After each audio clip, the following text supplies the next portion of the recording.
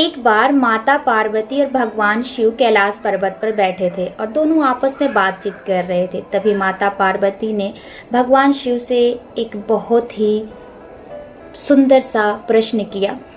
उन्होंने कहा कि हे भगवान, मैं जानना चाहती हूँ कि ऐसे कौन से स्त्री या पुरुष हैं जिन्हें अगले जन्म में रूपवान पति या पत्नी प्राप्त होते हैं, या ऐसे कौन सा घर है जिसमें लक्ष्मी रहना पसंद नहीं करती, या ऐसे कौन से लोग हैं जो कर्जदार हो जाते हैं।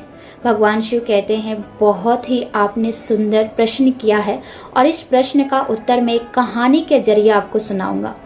नमस्कार दोस्तों, ओम नमो भगवते वासुदेवाय नमः। जय श्री राधे कृष्णा। दोस्तों, उम्मीद करती हूँ कि आप सब अच्छे हों और आज की कहानी आप ध्यान से सुनिएगा क्योंकि ये हम सब के लिए होता है। कुछ कहानी से सीख मिलता होता है जो हमें अपने जीवन में धारण करना चाहिए। चलिए इस कहानी को शुरू करते हैं। भगवान शिव कहते हैं कि पार्वती जी से कि हे देवी, आप इस कहानी को ध्यान से सुनिएगा क्योंकि जब भी मैं कहानी सुनाता हूँ तो आप निद्रा में चली जाती हैं। तो माता पार्वती कहती है कि ठीक है प्रभु, मैं इसे सुनूंगी ध्यान से, निद्रा में नहीं जाऊंगी। अब कहानी शुरू करते हैं। भगवान शिव कहते हैं, किसी नगर में एक राजा थे जिनकी एक बहुत ही सुंदर पुत्री थी। पुत्री इतनी सुंदर थी कि जब बचपन में इतनी उसके मन को उसके जो मुखरा है देखकर कोई भी मोहित हो जाता था। जैसे जैसे बड़ी हुई और रूपवान होती गई, धीरे धीरे बड़ी होगी, शादी की उम्र हो गई।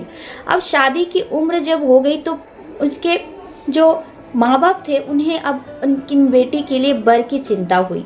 तो उन्होंने एक नाई को और ब्राह्मण को भेजा कि मेरी पुत्री के लिए अच्छा सा वर ढूंढ के लाइए।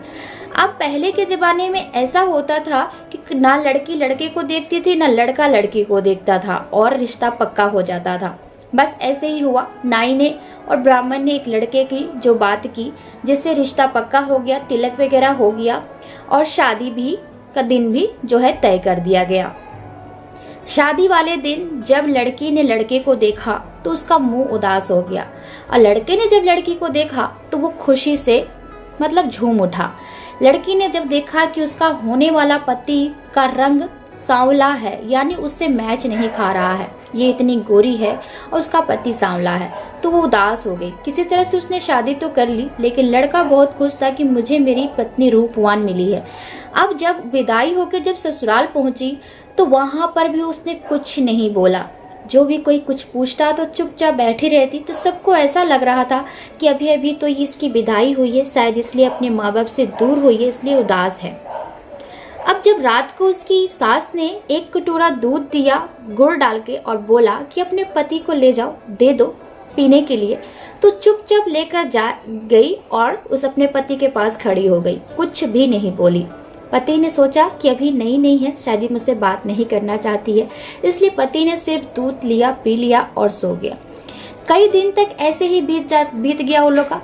हर रात वो दूध ले जाती, चुपचाप खड़ी हो जाती और वो उठाकर पी लेता, लेकिन दोनों में आपस में बात नहीं होती। एक दिन पति ने सोचा कि मेरी पत्नी मुझसे बात क्यों नहीं करना चाहती है, बात नहीं करना चाहती है या फिर ये अपने किसी कारण से मुझसे नाराज है। आज तो मैं इससे बुलवा कर ही रहूंगा, चाहे कुछ भी हो जाए। अब जब उसकी पत्नी ने फिर से दूध लेकर आई ना तो उसने कुछ नहीं बोला, ना दूध उठाया ना बोला। अब पत्नी इंतजार कर रही है कब मेरे हाथ से दूध ले ले और पति इंतजार कर रहा है कि कब मुझे ये बोले कि ये दूध ले लीजिए। पति इंतजार में है कि आज मैं इसकी जो बातें सुनना चाहता हूँ मुख से, क्या बोलेगी क्या नहीं बोलेगी। बहुत देर तक इंतजार करने के बाद लगभग 3 घंटे हो गए, लेकिन पत्नी ने कुछ नहीं बोला और पति भी चुपचाप देख रहा है कि अब मुझे बोलेगी। हार कर पति ने सोचा कि अब मैं इसे कितना देर खड़ा रखूंगा, ये तो कुछ बोलना नहीं चाहती है, इसलिए दूध लिया, पी गया और सो गया। सोने के बाद जब सुबह उठा तो उसने विचार किया कि शायद मेरी पत्नी को अपने माँ बाप की याद आ रही है, इसीलिए वो इतनी चुप चुप रहती है। मुझे इसको कुछ दिन के लिए इसके माँ बाप के पास छोड़ देना चाहिए ताकि थोड़ा बहुत उन लोग से हंसी खेल कर लेगी, उसके बाद मैं इसे ले आऊँगा। सुबह लेकर चला जाता है अपनी पत्नी को, उसके मायके छोड़ देता है। जब राजा देखते हैं कि मेरी बेटी यहाँ तो बहुत चुलबुली थी, वहाँ जाकर एक शब्द नहीं बोलती है, अपनी बेटी से पूछते हैं क्या बात है बेटी, तुम इतनी चुप चुप क्यों हो गई हो। बेटी कुछ नहीं बोलती, चुप, एकदम चुप, कुछ भी नहीं बोलती। अब बेटी ने खाना भी कम कर दिया। राजा और रानी को चिंता होने लगी कि आखिर बात क्या है। इससे तो हमारी बेटी नहीं थी, बहुत उदास रह रही है, कमजोर भी हो गई है। कितने वैद्य हकीमों से दिखाया लेकिन बीमारी तो है नहीं जो ठीक होगा। अब एक दिन उसी रास्ते से एक साधु जा रहे थे, तो साधु को बुलाकर राजा ने उनका आदर सत्कार किया, आओ भगत किया, खाना वाना खिलाया। साधु की नजर अचानक उस लड़की पे लड़की पर गई। तो साधु ने पूछा, ये लड़की किसकी है? तो उन्होंने बताया राजा ने कि मेरी लड़की है। तो बोलते ये यहाँ क्या कर रही है, इसकी शादी हो गई है ना? तो शादी तो हो गई है लेकिन इसका पति अभी से छोड़कर गया यहाँ, क्योंकि ये चुप रहती है, बोलती उलती नहीं है, बहुत उदास रहती है, खाना भी कम कर दिया इसने खाना, इसलिए इसके पति यहाँ छोड़ गए हैं कि कुछ दिन हमारे साथ हंसी खेल लेगी फिर लेकर जाएंगे। तो साधु उस लड़की को बुलाते हैं और उसका हाथ देखकर कहते हैं, पुत्री तुम्हारी उदासी का कारण मुझे बता सकती हो? तुम किस लिए उदास हो? मुझे वैसे सब पता है लेकिन तुम मुझे एक बार बताओ कि क्या सच है तुम इसी कारण से उदास हो? तो उसने बताया, जी हाँ, मेरा जीवन बर्बाद हो गया है, मैं इतनी गोरी हूँ और मुझे मेरा पति जो है सांवला कलर में मिला है जो मेरे से बिल्कुल मैच नहीं खाता है, और मैं जहाँ भी जाऊंगी तो मेरी सहेलियाँ मेरी सखियाँ क्या बोलेंगी कि कैसा पति तुम्हें मिला है। मैं खुश नहीं हूँ अपने पति के कारण, इसीलिए मेरी जिंदगी जो है उदासी से भर गई है, मैं खाना पीना मुझे बिल्कुल अच्छा नहीं लगता। ये जब बात राजा रानी सुनते हैं तो देखते रह जाते हैं कि मेरी पुत्री को इतने बड़ी कष्ट है पति से, इसलिए उदास पड़ी है। अब तब साधु कहते हैं, बेटी तुम्हें पता है कि तुम्हें तुम्हारे पति ऐसे क्यों मिला है और तुम अपनी पत्नी को ऐसे क्यों मिली हो? बोलते हैं नहीं, क्या कारण है? तब बताते हैं, पिछले जन्म में तुम पति पत्नी थे, तो तुम्हारे पति जो है दानवीर था, यानी बहुत दानी था। वो हमेशा सफेद जो मोतियां होती हैं उसकी दान किया करता था। तो जब तुम्हें उसकी बात ये अच्छी नहीं लगती थी और तुमने क्या किया था, वो सारे जो सफेद मोती होते थे उसे तुम हटा देती थी दान के बर्तन से और उसमें काले तिल या फिर काले रंग के कोई भी चीज को डालकर दे देती थी दान में। अब काले कपड़े का दान, कुछ भी काला चीज तुम दान कर दिया करती थी, जिसकी वजह से तुम्हें आज काला पति प्राप्त हुआ है, यानी कि सांवले रंग का प्राप्त हुआ है। और तुम्हारा पति सफेद मोती दान किया करता था, इसलिए तुम उससे मिली हो। तो बेटी ये तुम्हारा रिश्ता है ना जो जन्म जन्म का है, तो तुम इसे निभाओ। तुम्हारा पति, तुम वापस जाओ अपने ससुराल, उसके साथ रहो, जिंदगी व्यतीत करो। ये जब बात सुनती है तो उसे अपनी गलती का एहसास हो जाता है और उनसे क्षमा मांगकर अपने मम्मी पापा से, जो माता पिता से क्षमा मांगती है और वापस अपने ससुराल चली जाती है। वहां जाकर अपने पति से क्षमा मांगती है और दोनों का जिंदगी अब सुधर जाता है, अच्छे से रहने लगते हैं। दोनों में काफी आपसी प्रेम हो जाता है। धीरे धीरे इतना प्रेम जैसे वो कभी ऐसा नहीं लगता था कि वो पहली बार या फिर अनजान थे, उन्हें ऐसा लगता था कि जन्मों से वो एक दूसरे को जानते हैं। बहुत ज्यादा प्रेम हो जाता है, रंग का कोई भेदभाव नहीं रखते हैं दोनों आपस में। अब वो जो लड़का था, यानी कि जिससे लड़की की शादी हुई थी, उस लड़का का एक दोस्त था जो उससे बहुत ज्यादा करीबी दोस्त था। उसे बहुत खुशी होती थी जानकर कि उसकी पत्नी उससे बात नहीं करती है, लेकिन जैसे ही उसे ये खबर मिलती है कि उसकी पत्नी उससे बहुत ज्यादा मिलजुल कर रहने लगी है, उसके रूप रंग को छोड़कर, उससे भेदभाव छोड़कर उसे प्रेम करती है, और दोनों को जब साथ में देखता था तो बहुत चिढ़ता था, बहुत ही जलन करता था, क्योंकि उसकी अपनी पत्नी से बिल्कुल नहीं बनती थी। दोनों आपस में काफी लड़ते थे। अब उसने सोचा कि मेरी पत्नी से मेरा बनता नहीं, मेरा घर तो ठीक से चल नहीं रहा, लेकिन इसका घर कैसे सही चले। मैंने तो सोचा था कि इसका रंग रूप देख के इसकी पत्नी छोड़कर चली जाएगी क्योंकि इतनी सुंदर है, लेकिन ये तो उल्टा ही हो गया, मुझे कुछ करना चाहिए। इसलिए अब वो क्या करता था, फूट डालने की कोशिश करने लगा। धीरे धीरे वो क्या उसके घर में आता और जब भी उसकी पत्नी को अकेले देखता तो बोलता कि तुम्हारा पति तुमसे प्रेम नहीं करता, वो तो किसी और से प्रेम करता है और तुम्हें देखो ऐसे ही छोड़ के चला जाता है।